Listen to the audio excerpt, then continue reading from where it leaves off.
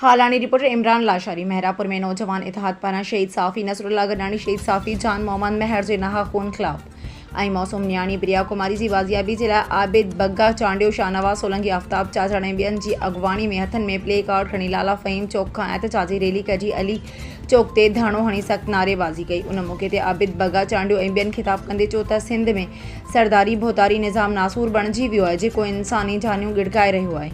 हिननि चयो त हक़ सच जे आवाज़ खे दॿाइण जे लाइ साफ़ी नसरुल्ला ऐं जान मोहम्मद खे क़तल कयो वियो। हिननि वधीक चयो त मौसम न्याणी प्रिया कुमारी खे 3 साल गुज़रण बावजूद बाज़ियाब न करणु कानून लागू कंदड़ इदारनि जी चिटी नाकामी आहे। आख़िर में हिननि शहीद साफ़ी जान मोहम्मद महर ऐं नसरुल्ला गडानी जे क़ातिलनि जी बिना देर गिरफ़्तारी न्याणी प्रिया कुमारी जी बाज़ियाबी जो मुतालबो कयो। प्रिया